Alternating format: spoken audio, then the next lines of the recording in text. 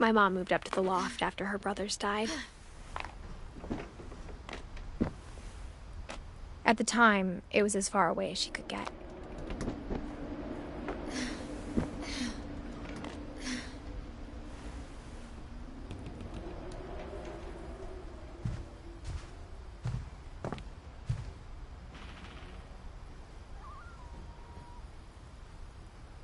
She spent a summer building houses in Calcutta, where she met my dad, Sanjay.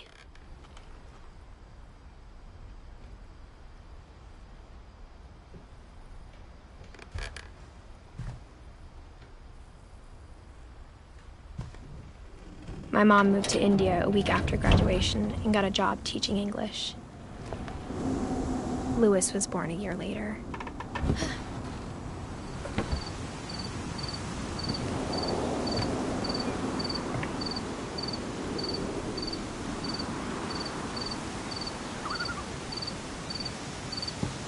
When my dad died, I don't think Mom knew where else to go. I'm sure Edie was happy to have her back. And to see kids in the house again. The house had to get a little bigger, but Edie was used to that.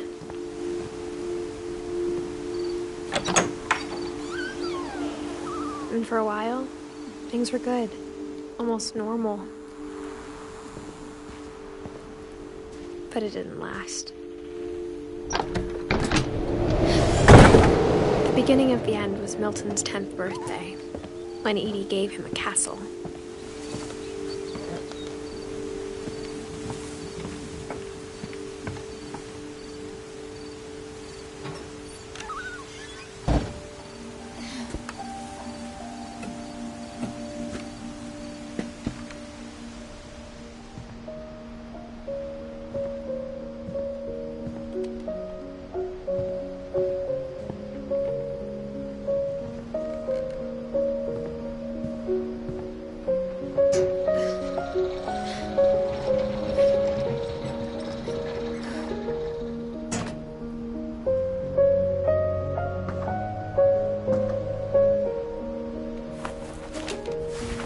Milton Finch in The Magic Paintbrush.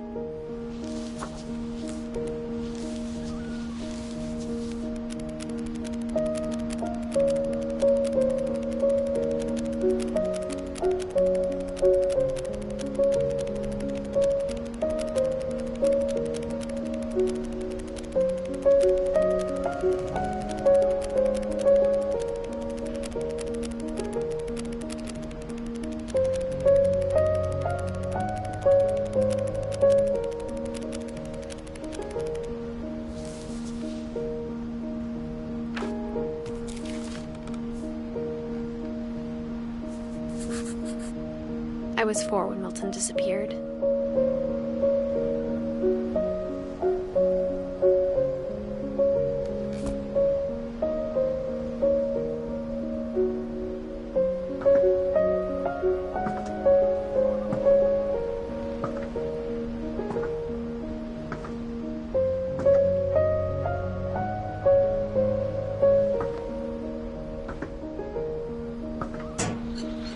Mom spent months searching for my brother.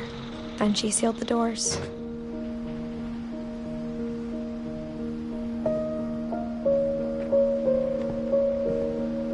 Whatever Milton had found in the house, Mom didn't want it getting out.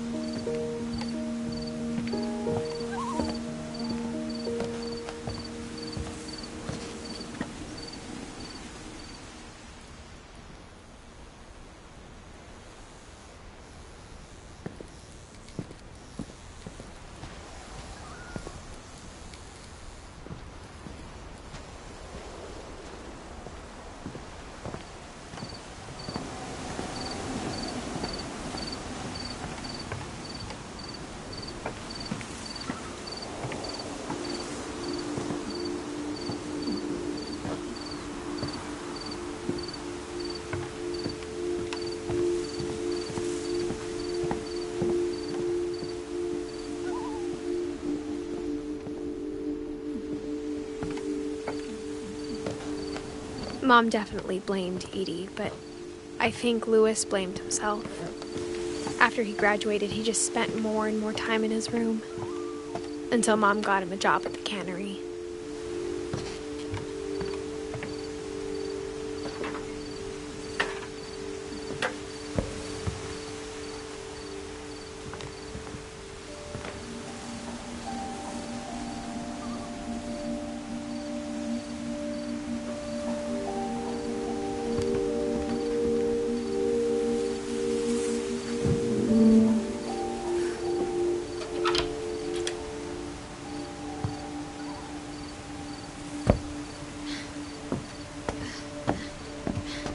Louis's room smelled very, very familiar. That part of him lived on.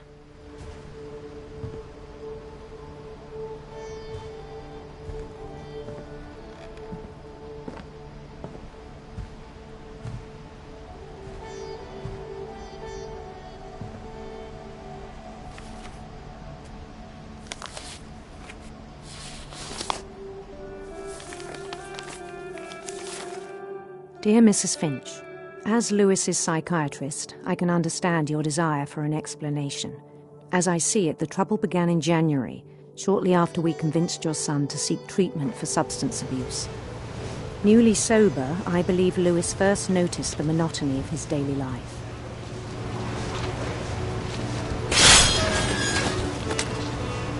He kept working at the cannery, but he withdrew part of himself.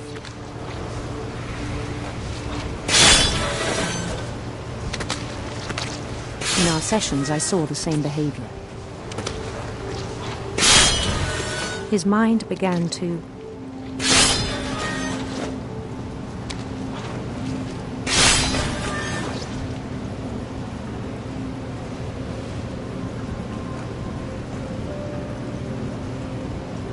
wander.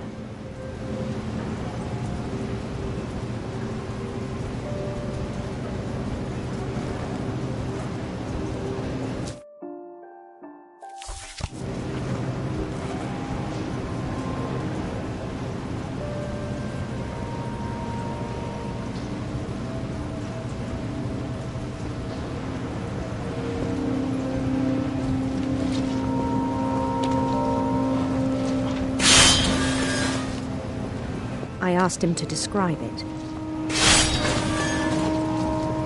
He said he started small, imagining a labyrinth. He'd feel his way about. Then something moved. Bats and toads.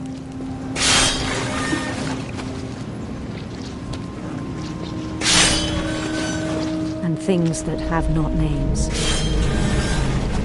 He knew it was all in his head. But he took it very seriously. I had hoped he'd find himself.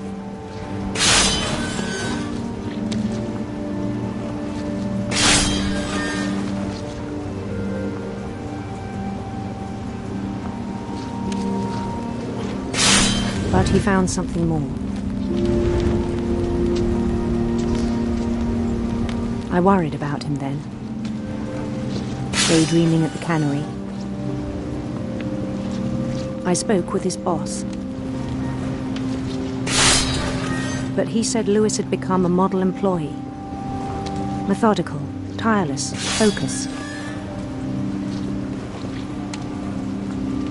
Like a whole new Louis.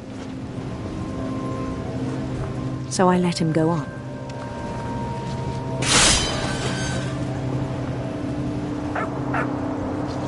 I even encouraged him. It seemed very promising at first. He told me he'd made a new friend.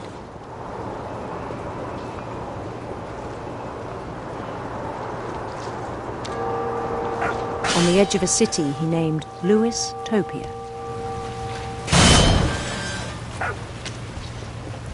He built the city up slowly, brick by brick.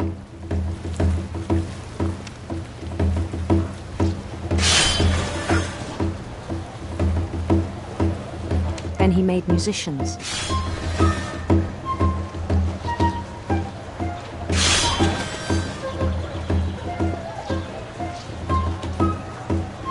And songs for them to play. He talked about starting a band. And he was always humming something.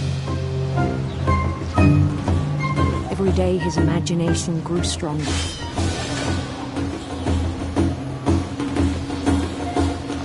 He no longer spoke at the cannery. But his chopping was as reliable as ever. Then one day it struck him that all the cheering crowds, even the stones under his feet, were all in his imagination, so he could do whatever he wished.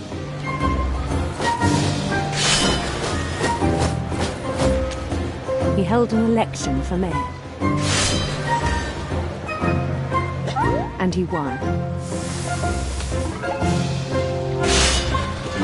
They begged him to stay, but his mind was already wandering. It became a game for him.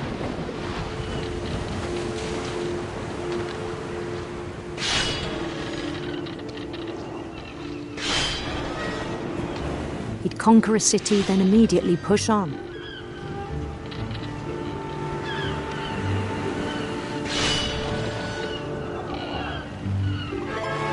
New Louisville.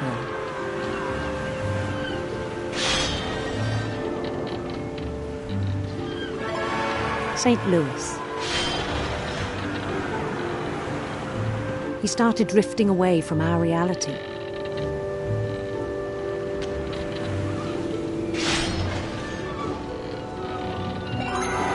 Minneapolis, until one day he forgot to go home from the cannery. Even as his mother pleaded with him, part of Louis kept sailing on.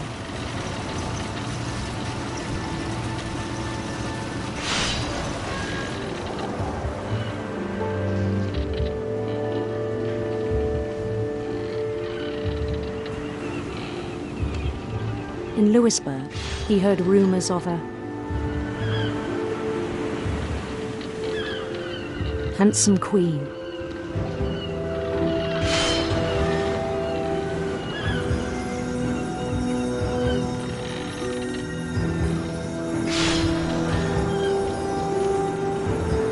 The queen was on her own quest for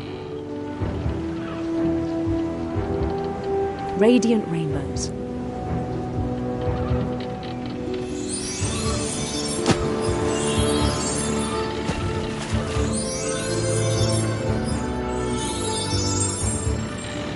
He followed the sound of her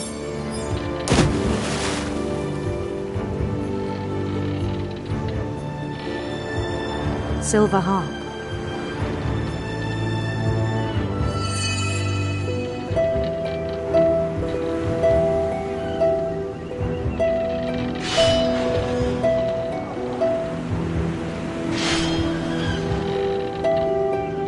His chase led him to a golden palace east of the sun and west of the moon. Even then, his logic remained sound.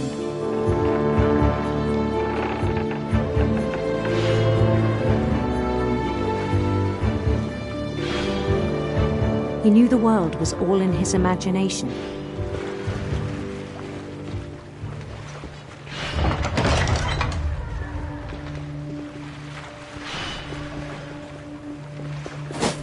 But he was so proud of having created it. In his own eyes, he'd become something greater than a king.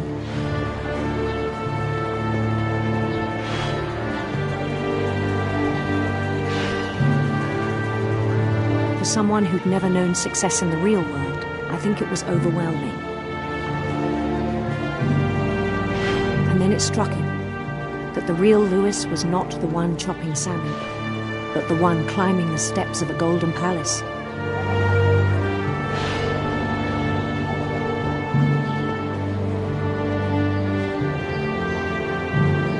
My imagination is as real as my body, he told me. hard to argue with him.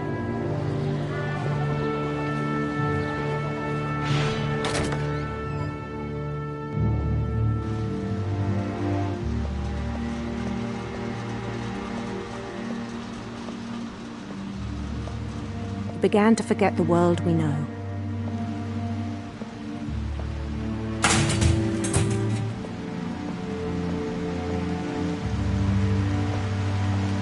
I think it pained him to remember Lewis, the cannery worker.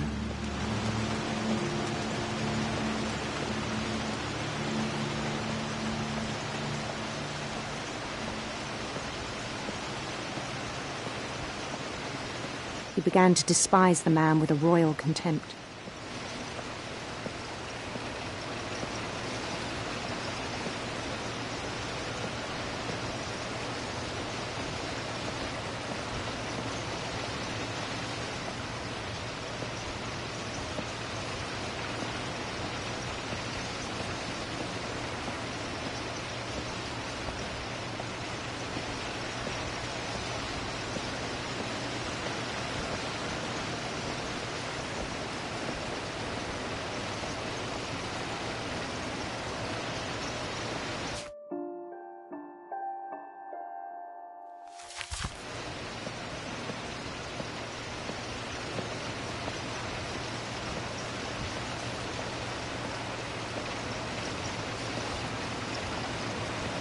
I still thought I could save him. Even after he said he was being crowned king over all the lands of wonder. The palace would be packed with his companions.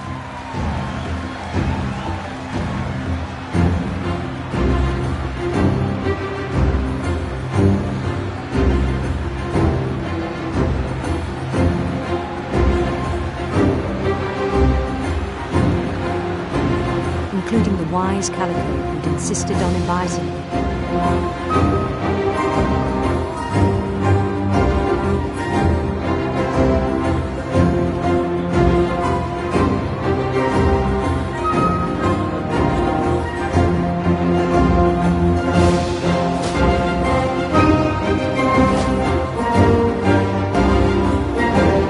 His queen waited, holding his crown.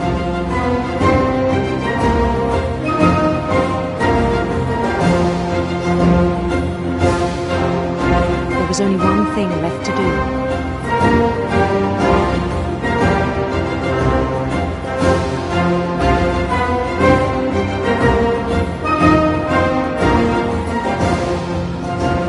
Bend down on his head.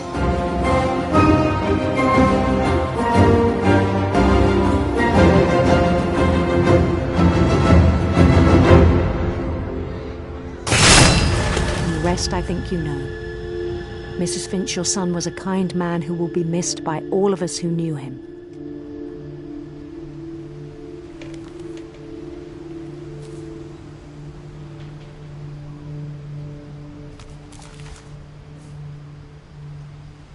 My brother was really cool.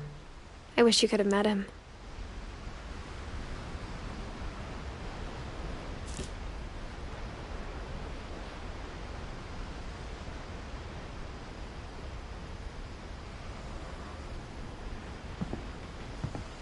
Lewis and I spent a lot of time playing games together, but he was surprisingly bad at them.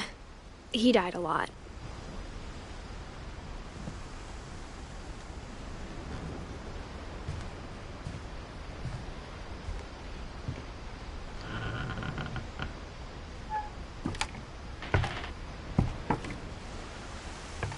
On the way back from Lewis's funeral, my mom told me to start packing.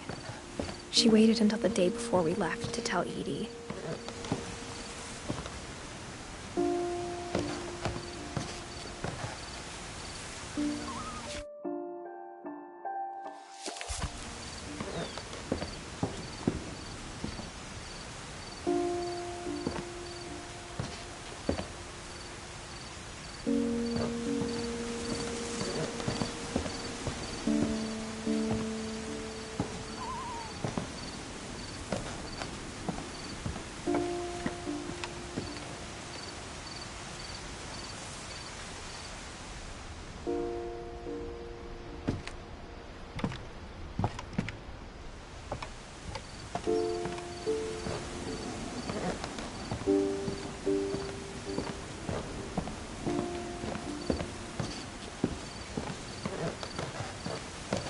I'm not sure if she wanted to make it easier or harder.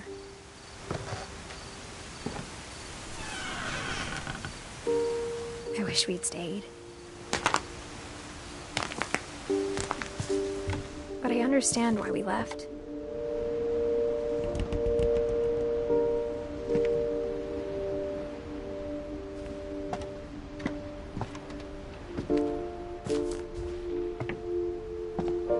My mom ended up leaving everything behind.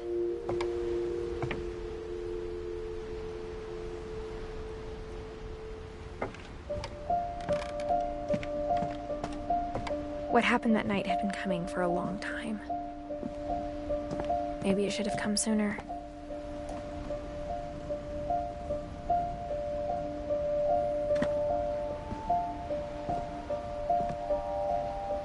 But it had to end one way or another. All that's left now is to tell you about that last night.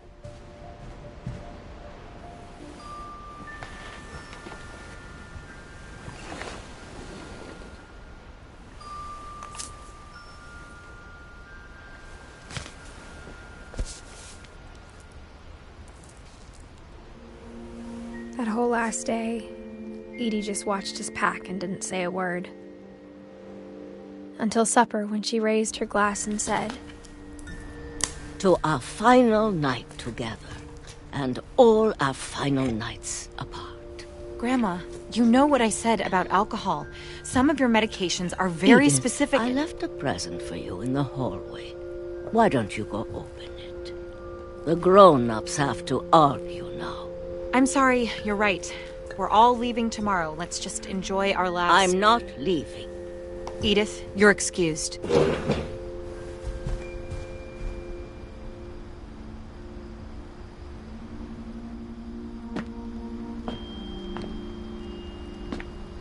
The power had been shut off that morning, but Edie always had plenty of candles.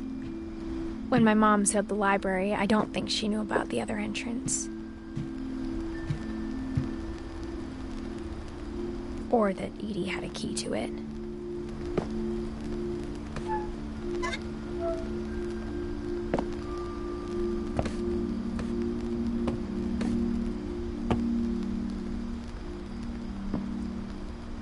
That thing you're afraid of isn't going to end when you leave the house.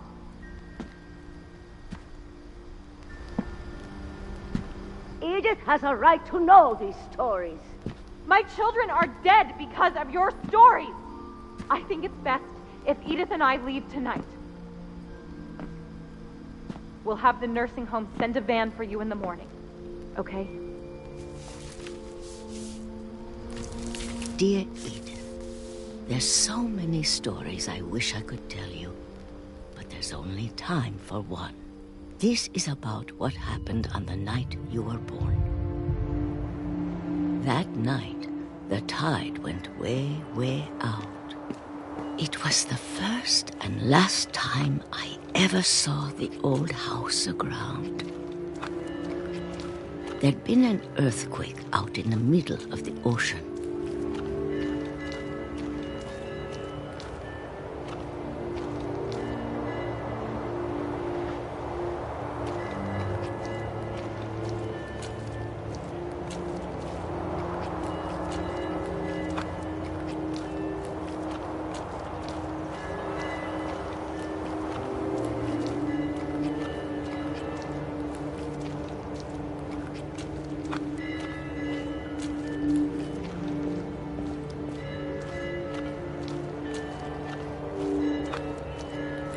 God, it smelled awful. You know, I've seen that house every day of my life.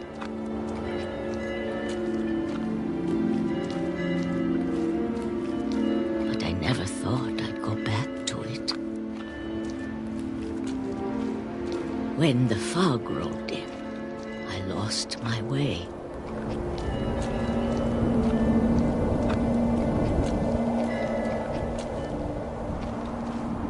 I got turned around.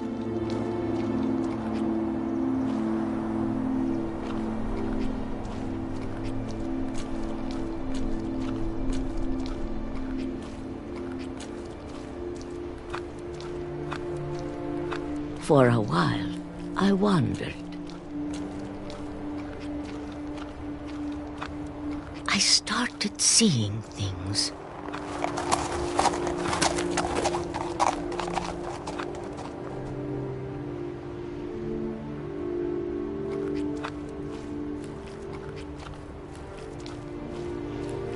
Things I'd forgotten had ever existed.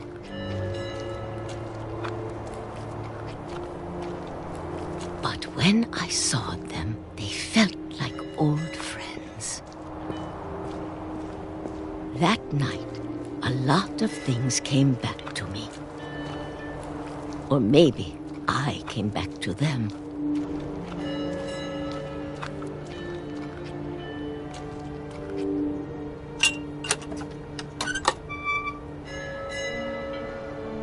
Things I can't explain, but that I need you to try and... Edith, what are you doing in here? It's mine. Edith! Mom, you're gonna rip it! Let go! I kicked and screamed, but Mom dragged me to the car. I never saw Great-Grandma Edie again.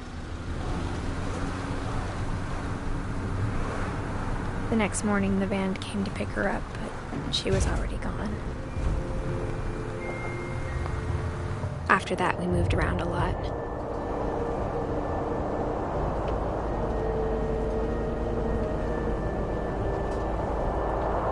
We both tried to make the best of it.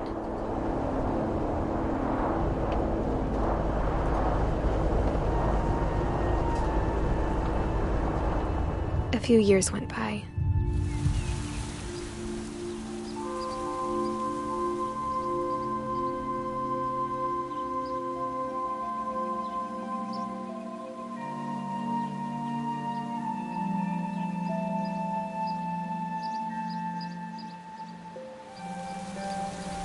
My mom didn't like to talk about it, but she started getting sick a lot.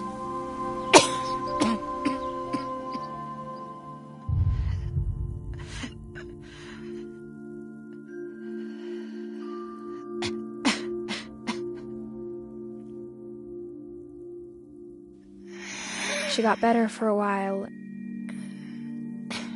and then she didn't. And then I was alone.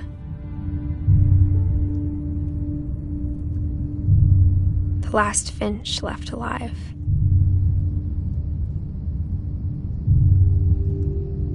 Until I found out about you. I'm still not sure what to tell you about all this. If we lived forever, maybe we'd have time to understand things. But as it is, I think the best we can do is try to open our eyes and appreciate how strange and brief all of this is.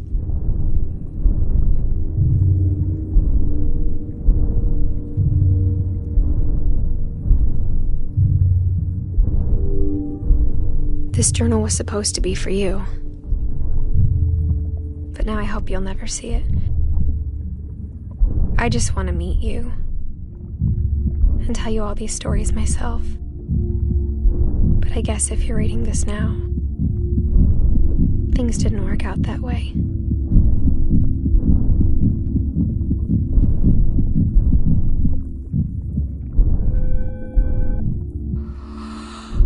This is where your story begins. I'm sorry I won't be there to see it. It's a lot to ask, but I don't want you to be sad that I'm gone. I want you to be amazed that any of us ever had a chance to be here at all. Good luck.